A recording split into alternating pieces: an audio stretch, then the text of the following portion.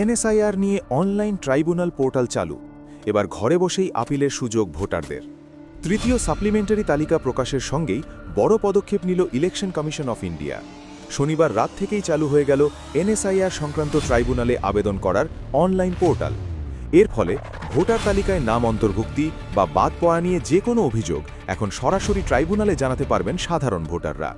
উল্লেখ্য, গত ২৪ মার্চ এই ট্রাইব্যুনাল গঠনের নির্দেশ দেয় সুপ্রিম কোর্ট অফ ইন্ডিয়া।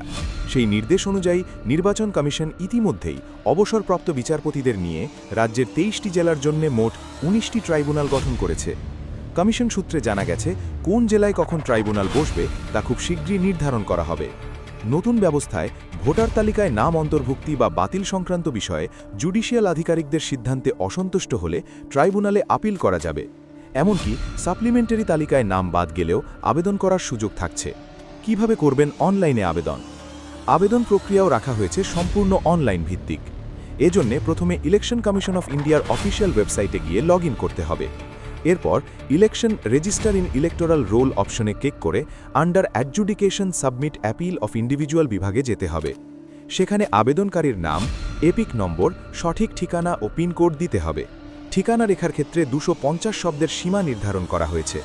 এরপর কেন আবেদন করছেন সেই কারণ ১০০০ শব্দের মধ্যে এবং কী ধরনের প্রতিকার চান তা ৫০০ শব্দের মধ্যে লিখতে হবে। শেষে নিজের ভোটার এলাকার উল্লেখ করে আবেদনটি সাবমিট করতে হবে। এছাড়াও ইসিআই নেট পোর্টালের মাধ্যমেও লগ করে একইভাবে আবেদন জানানো যাবে। এই নতুন অনলাইন ব্যবস্থার ফলে ভোটারদের জন্য অভিযোগ জানানোর প্রক্রিয়া আরও সহজ ও স্বচ্ছ হবে বলেই মনে করছে কমিশন মহল। বিশেষজ্ঞদের মতে এর ফলে ভোটার তালিকা সংক্রান্ত সমস্যার দ্রুত সমাধান সম্ভব হবে এবং নির্বাচন প্রক্রিয়ায় স্বচ্ছতা আরও বৃদ্ধি পাবে।